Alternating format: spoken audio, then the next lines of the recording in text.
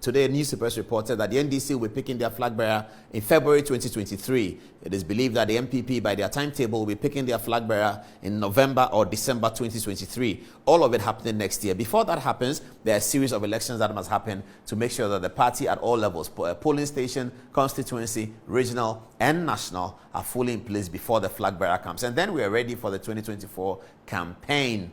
Okay, so this is Samuel Ofosu-Ampofo, the incumbent chairman of the National Democratic Congress, whom, as you know, is on trial for something he said on a tape, etc., etc. But he's running for chairmanship again, and we had been told that Johnson Asiedu Nkatia, whose photograph is next, is also running for chairmanship. But the circumstances of what we are picking up right now is that it would appear that Samuel Ofosu-Ampofo is in the lead to maintain his position as chairman. If Johnson Asiedu Nkatia risks the general secretary risk and leaves the general secretary position, which he has completely under his control right now.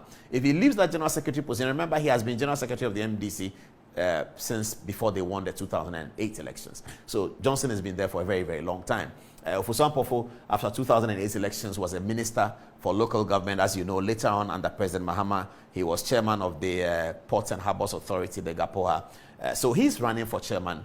From what we are picking right now, if the election were to be held today, if it's between the two men, Ofosu-Ampofo will edge it over Johnson Asiedu Nkatia. People give all sorts of reasons in our research. One of them is that Ofosu-Ampofo, if he doesn't pick your phone call, he will call you back. And some of his other competitors don't actually pick their phone call. That's very basic, but we were told that Ofosu-Ampofo picks his phone call or he'll call you back. So they like to deal with him. So Ofosu-Ampofo is in lead to become chairman. We are still not sure whether Johnson Asiedu Nkatia will throw his hat in. Asiedu Nkatia is very strategic. Now that he knows that is going to be almost insurmountable to defeat Ofosu-Ampofo, maybe he will stay as general secretary. What if he decides to remain as general secretary? We think that if Asiedu Nkatia goes for chairmanship, the odds will be against him. He's going to run at a 1-5 or 1-6 odds. Ofosu-Ampofo is going to run at 1-2 odds to become to continue as chairman of the National Democratic Congress. Of course, Ofosu-Ampofo has a lot going for him. The point is going to be made about the NDC's improvement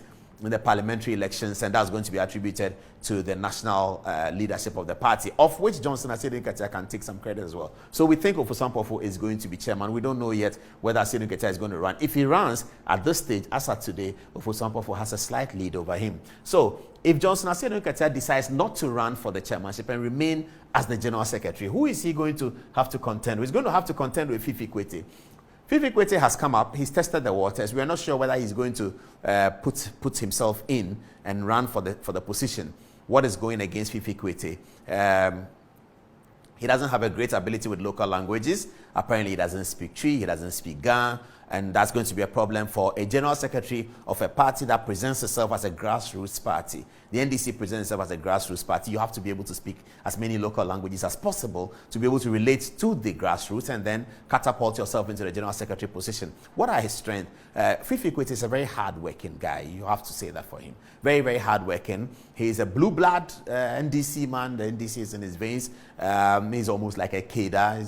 He's very focused on the socialism of the NDC. He has experience with executive governance. He was deputy minister for finance under Dr. Dufo, and of course he was minister for agriculture under President Mahama. So Fifi Kwete has quite a bit of experience. He lost his seat, or he decided not to run again in Ketu South, where he was. Nobody understands that because that's a safe seat. It might mean that he was not able to maintain his relationship with the grassroots. It may mean that because Ketu South is a safe seat. So if you go to parliament and you look at those who have safe seats, the majority leader, Osache Mensah Swami, has been a safe seat. So he's run for so many terms. If you look at all those who have run for many terms, they run from safe seats. People don't run many terms in Ghanaian parliament when they are on marginal seats. So seats like Lejo Kuku, Dade Kotopon, most of the Accra seats somewhere in the central region, people don't run like that. But you get those big seats in Eastern region. You get big seats in Ashanti region, in Volta region, in the northern region. These are safe seats that people can run on. Fifi Kwete had a completely safe seat, but he ran 2 terms or so, and then he says he's not running again. It may well be that he was aware that the people were not happy with something. That also speaks to one who may not be able to connect in some great detail to be able to rise and ascend himself as a general secretary, but we have to see what happens. Whatever it is, for those who believe that the NDC are coming into a very important election in 2024, you need the hard work and the brains of Fifi Kwete to be part of the process for whatever reason and however you place him. But he's looking to be General Secretary. He doesn't present such a strong candidature against Johnson Asiedu Nketia. If Asiedu Nketia decides to remain as General Secretary, Fifi Kwete does not present that strong candidature against him. Who does? Who presents a strong candidature against Asiedu Nketia? Well, it's this man, Elvis Efriankra. He's feisty, he's strong, he came from student leadership. He's done all that he's done after being a student leader was politics. He's been Deputy Minister of Local Government. He's shown to be a great organizer, great campaigner. He's able to charge the atmosphere. I was going to play one of the videos in which he was charging the atmosphere when Professor Mills died and the morale was down and the public events were occurring. It was Elvis Ekfiankra who brought up those chants. You remember, Mama, Mama, Mama, Mama, he could say Mama 17 times at a rally and say, and his voice doesn't drop. He has that kind of caliber. So in terms of looking for a General Secretary for a party in opposition that wants to win the election, a lot of people are thinking Elvis could be the one. In terms of the disadvantage that Fifi Kwete has, Elvis speaks Ga, he speaks Twi, he speaks Ewe. But of course, what's the big story about Elvis? World Cup 2014. Should that be a story used against him or not? I don't know. But that's what they are going to talk about, how the World Cup was botched and he was Minister of Sports and how he appeared before the Jamefe committee and he shed tears and all that kind of thing is going to sort of be built up against him. But in terms of caliber, hard work, and the guy who can really move the crowd, Elvis Efriankra is very, very important. He's also a big propagandist. You remember that in the 2000 elections, sorry, I lost my pen. Okay. You remember that? Sorry about that. You remember that in the 2008 elections, Elvis it was who made this Yana situation that Akufo-Addo has now solved a big issue. And he used to campaign in the 2008 elections. He developed a hashtag. At that time, we didn't know a hashtag. Today, we can call it hashtag. But he developed the hashtag that really worked in the northern constituencies. He said, there can be no peace without justice. And he was talking about the gruesome and unfortunate murder of the Yana, Yakubu, and Dani at the time, about which government did not have any explanation. Government had not been able to explain. The Kufuor administration, ministers had resigned for that purpose. Interior Minister Malik Yakubu had resigned for that purpose. A court trial had occurred. People had been imprisoned. But somehow, the people in the Yendi and around the northern community, especially the Dagombes, did not feel that the Kufuor government had given enough attention to the Yana situation. Now, of course, all of that credit goes to Akufo-Addo. They call him Ambudani for having settled it in the history of the Fourth Republic.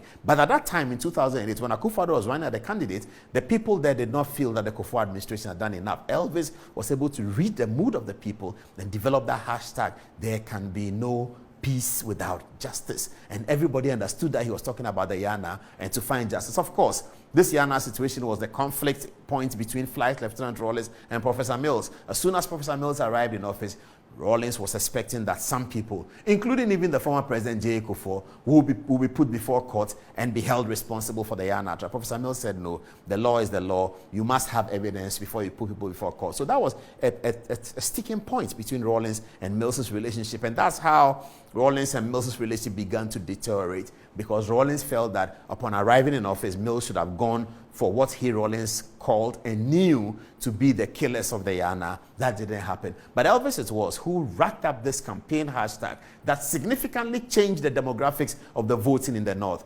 Sabonjida, for instance, was a constituency that was won by NPP all the time. In this 2008 elections, the NDC flipped it. And many of the smaller constituencies in the North were all won by the NDC on the account of the hashtag presented by Elvis and repeated by him in almost every campaign, that there can be no peace without justice. So he's the kind of politician who is very aware and can pick up the people's mood. He will present Johnson Asiedu Nketia with a match. Elvis is going to present Asiedu Nketia with a major match. But all of these analysis can now be looked at within the context of a duopoly. You know, the NDC presidential ticket was a monopoly until now. Now we have Dr. Dufour coming in very, very strong, and it's beginning to look like a duopoly. Analysts still believe that John Mahama is way ahead, that John Mahama will win the contest, but John Mahama will have to win it.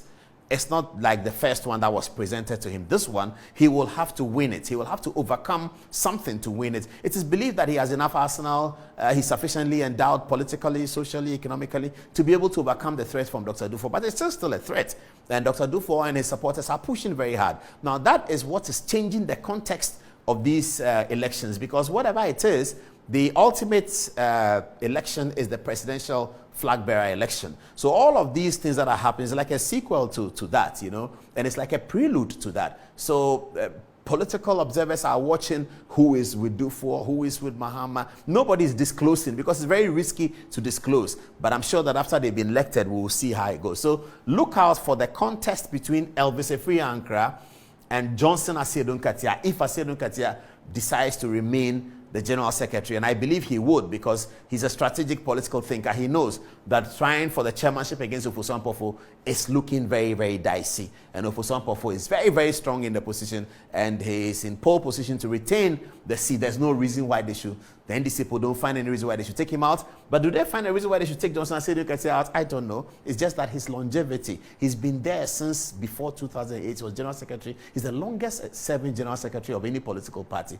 It depends on the NDC delegates and how they want to do it. But for us as analysts, Elvis Ankra presents a particularly strong ticket against Johnson Asiedu Nkatia. Let's see what we have next. Sami Gyamfi is going to be retained in his position. He's going to be running for the spokesperson of the party, and for the NPP, NDC, that's a voting position. It's an elected position, spokesperson of the party. So Sami Gyamfi is going to get that. I don't think he has many challenges. George Parado is the one that we put our money on to retain the seat and to retain the ticket of the national youth organizer of the party. Not many people in the Mahama camp are very excited about him. In fact, in the last election, they challenged him and he prevailed. It is interesting to observe what his relationship will be with the Dr. Dufour tickets. That's going to be something very interesting to observe. George, the lawyer, has also shown strategically that he understands politics and knows how to pitch his camp. You know, he ran for he was DCE before, so he sort of understands that, and he has had parliamentary ambitions. And he was able to mobilize people on the street during the Fix the Country demonstration. When the police denied Fix the Country, he was able to get people on the streets, and he showed that he has a youth with him. Recently, he toured the United States in the company of President Mahama, so hopefully they are getting together at this stage, but Oparado has not originally been on the Mahama tickets. Maybe right now that it looks like he's unassailable, the Mahama people will come to him. But he is our tip to retain the seats that way. Now let's come to the New Patriotic Party. Apostle John Boydu is behind me, isn't it? John Boydu is running again as General Secretary of the party. Given that Freddie Blay, who is the former chairman of the party, and Samuel Uku, who is the former national organizer of the party, are not running, his contemporaries, his paddies are not running, it sort of isolates him. But it appears that John Boydu has done enough work to overcome the challenges. The biggest question that he's answering around the constituency is that why did we lose? The NPP people are asking him, why did we lose parliamentary elections so heavily when we were winning the presidential elections comfortably? And he's been able to, he's had to deal with that question, but that's a very important question. John Boydu's leadership and the victory at the Congress, when it happens, will be determined by how he answers this question and how the people receive his answer to the question. He's being challenged by people who don't seem to have the spread, political spread, in the NPP to be able to win it. He's not, I don't know whether they have Musa Superior and others over there. Okay, that's Kodua. Yes, that's Justin Kodua, one of those challenging John Boydu for the position. And that's what I talk about, spread, you know. John Boydu has been at this straight from school. He's been national organizer of the party, and then he's been general secretary of the party. He was in the party when the big turmoil occurred that exited Kwabena Japan and Paul Afoko and others. So Boydu has the spread. Justin Kodua is a nice young man whose strength and freshness the NPP will need if they would have to break the 8 that they are talking about. But whether or not he has the spread to be elected as the general secretary of the party, it's a big story. If you look at the history of general secretaries of NPP, where can we start? We can start with Ajeni Boateng. He's a colossal figure of the party. And then we go to Damboche, of course, you know, Damboche indefatigable. He had a big spread. Sir John, we know that he had a big spread of the party. Kwabena Japan, huge one. That's what John Boydu kind of represents, you know. John Boydu is representing that spread and depth that you need within the NPP family to become general secretary. And I don't think that Justin Kodua has that spread. However, the NPP will need the youthfulness of Justin Kodua. They will need his agility, and they will need the hunger in him to achieve for political purposes. They will need that to push the whole agenda of Break the 8. But it doesn't look like Justin Kodua has what it takes to defeat John Boydu. Next is my friend Musa Superior. Great guy, recently coming out as Tamale mayor. I thought that Superior would sort of look at the northern regional chairmanship of the party because he has quite a big control over Tamale at this stage. Having been a mayor, he fought a few battles, he won it, he was averagely successful, and then another person was nominated. Musa Superior is also running for the NPP general secretaryship position. It's unlikely that he'll be able to beat John Boydu, but Superior is a very innovative thinker, you see. So the NPP will need his kind of innovation to do that. When I was a student in England, Musa Superior and I used to have Sunday breakfast together in Tottenham, and we'll talk about Ghana and the politics of Ghana and all of that. So I know the kind of brain that he has. Superior has a fantastic brain, and he's a very innovative thinker. And so all of that will be needed. But whether he has what it takes to overcome the strength and the establishment of John Boydu within the context of NPP's general secretaryship, I'm not so sure. So it looks like John Boydu is in kind of pole position to sort of pick it up again. He will urge it, even if it's marginally. I think he will still urge it. But, a big but, the election must be held very quickly, because the more the election delays, the more they are eating into John Boydu's support. So we tip John Boydu to lead. Let's come to national chairmanship. Now, Stephen Ntim perhaps is the longest campaigner for the role of national chairmanship in the history of the Fourth Republic. Stephen Ntim has been campaigning for national chairmanship since McMahon won it. That's a very long time. As soon as Harun Eseku was over, Stephen Ntim began his campaign for it. And he was a first vice chairman for that purpose as well. Ntim has been defeated, including the very last one in 2018 in Koforidua.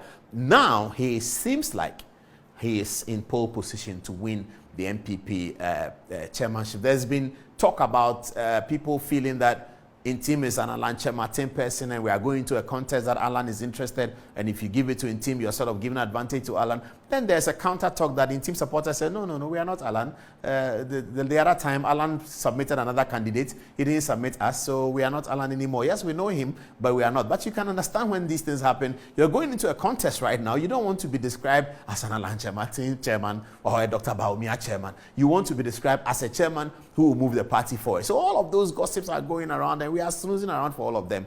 For now, though, Stephen Ntim looks like he's in pole position to take the chairmanship that he had been looking for a very long time. Those who are arguing against him are saying that he belongs to the old school, break the 80s about the new vision and all of that, and he represents the old school, and so let's find a new person. But can they find a new person? Can the NPP find a new person? Who are the new persons they are talking about? Stephen Asamoah Boateng just left SIGA and is also running for the position. Stephen Asamoah Boateng is also the former member of parliament, isn't he? Has he got the spread? Has he got the expanse? Has he got the mental, the social, and all of that to lead a big party like the NPP? I don't know, but that's what his opponents are saying, that Asamoah Boateng doesn't have the temerity to lead an NPP party. He certainly doesn't have it. He's a great worker. He can be a minister. He was a minister for local government. He was a minister for information at some point. But in terms of leading the party, in the circumstance that the party finds itself, difficult economic situation, selecting a new presidential candidate, going into an election, looking for a third term in office in a developing country, Asamoah Boateng may not be the one who can do it. He has other roles to play, but by and large, delegates don't think that he's the one. We think that Asamoah Boateng is not going to present significant challenge to Stephen Ntim's ticket. Ameyawa Kumfi is a very seasoned politician. He's thought to be with the old school. He was a Kufuor's administration. He's now chairman of the board of the Public Procurement Authority. He's been the minister, and he's been director of the Ghana Education Service for many, many, many years. So Ameyawa Kumfi has been around for a long time. He sort of understands the country. He's been minister for railway and ports and all of that. Has he got what it takes to overcome the Ntim sort of momentum? At this stage, he will need a bit more time. If he had started the campaign much earlier, as soon as the 2020 elections were over, Ameyawa Kumfi has thrown himself in, perhaps because he's respected as a professor. He's a professor of aquatic science anyway. He's been respected as a professor. He's dealt with the Ghana Education Service, and you know that education has been an important conversation of an important narrative in President Akufo-Addo's presidency, education. So he has that strength. He's been around. He knows the system. Whether he has the spread to lead the NPP in a time when they need a very brutal leader, whoever is going to become chairman of the NPP must be driven. He must have an agenda that I'm driving the party into victory, and he must be able to speak out against some people who may be in authority in the party who are not doing it right. That person must be able to do that, to be able to engender youthful supports with him. Will Amir Kofi be able to do that? I'm not sure. I think that he started a bit late, and until the Congress is pushed further away down the line to give him more time to cover the ground, Intim is going to run away with this matter. Stephen Intim is going to run away with this matter. He will be elected the chairman of the New Patriotic Party. Okay, so let's come to Nana B now. Nana B is fighting for the national organizer position. Nana B is rising up from the youth organizer to the national organizer position. Usually when you come from the youth organizer, it means that you have quite a bit of oomph. All the youth are supporting you, they are with you, so they can propel you into the next stage. Will Nana B get that push? I don't know. Most likely he would. But he's contesting against Titus Nikwate Glover. Now, Titus Glover is a very hard-working, brutally hard-working politician. Now, he lost a seat in Tema Central. It's a seat that was always getting away from the NPP. The previous year, he had won it by 3 votes in 2016, and eventually he lost. It was a seat that is gradually getting away from the NPP when the division of the constituency was done. Titus is a hard worker. He's won a coastal constituency in Tema. It's a very difficult place to win, and you have so many different tribes there and all of that. So he understands how to work with people and push himself out. He's also a Ga by tribe, and people are going to look for, the MPP had been losing a lot of the coastal seats, the Ga areas in the last election. People are going to look for the Ga connection in the MPP executive when they are going back to campaign to the people of Odozo Diodio, to the people of Klote Kole, to the people of Dadeko Topong, the people of Lejokuku and Krowo, these main Ga constituencies, also in the Dansoman areas. They are going to campaign and tell the people that within our national executive, we recognize the Ga ticket, and so Titus Glover is in. So that's a big card that he's bringing in, that you're going to have many accounts in the front line. You must have a Ga in the mix somehow, one way or the other. The role of Lord Comey as national organizer had been used by the MPP in many elections to try and secure Ga votes. So Titus Glover is going to work on that. Does he have time to be able to put all of this work together and overcome the strength of Nana Boakye? I don't know. But that's a contest. So the big contest in the NPP national leadership election is a contest between the incumbent Nana Boakye in pole position to win the national organizer position, rising from the youth, and the threat from Titus Glover, which is coming on the back of very strong organization and a tribal mix that gives Titus a certain advantage. So we will keep looking at all of that, both the NDC and NPP, as time goes on. We'll take a short commercial break.